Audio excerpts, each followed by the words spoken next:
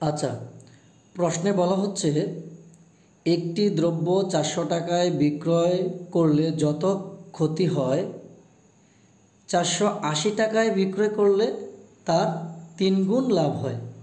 দ্রব্যটির ক্রয়মূল্য কত?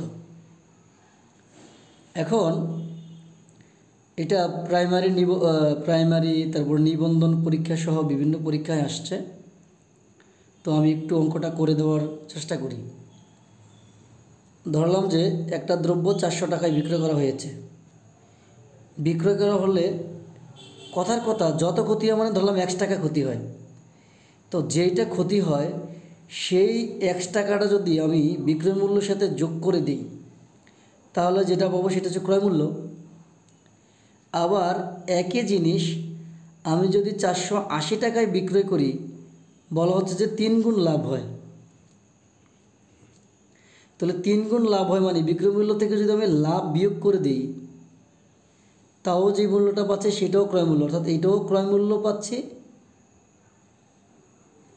এইটাও ক্রয় মূল্য পাচ্ছি।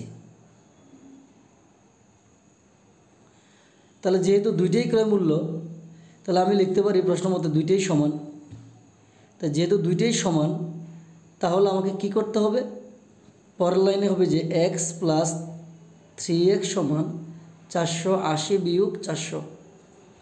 তার মানে হচ্ছে যে 4x সমান 80। তাহলে x ইকুয়াল টু কত হবে? 4 বিশে 80। তাহলে ক্রয় মূল্য কত হবে? 400 প্লাস x মানে 20 টাকা, তার মানে 420 টাকা হচ্ছে যে কি ক্রয় মূল্য। আমি আবার একটু বলার চেষ্টা করি।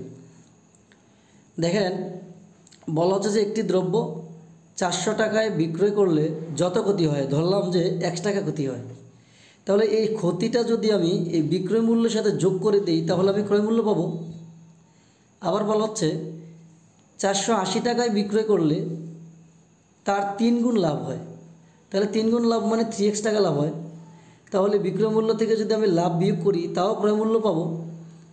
তাহলে এইটাও ক্রয় মূল্য, এটাও ক্রয় মূল্য, তাহলে উভয় ক্রয় মূল্য সমান। এবার আমি এক্সগুলোকে একসাথে নিয়ে আসবো আর সংখ্যাগুলোকে অন্য পাশে নিয়ে যাব। এবার 3x আর x মিলে হয় 4x, আর 480 থেকে 400 বাদ দিলে হয় 80। এবার 4 দিয়ে ভাগ করলে হয় 20, তার মানে x এর মান পেলাম 20। এখন আমি এখান থেকে যদি বাদ দিই 3 20 60 টাকা বাদ দিব 480 থেকে, তাও 420 টাকা আসবে। আবার যদি এখান থেকে বাদ দিই এখানে যোগ করি 20 টাকা, তাও 420 টাকা আসবে। আশা করি বুঝতে পেরেছেন। ধন্যবাদ সবাইকে।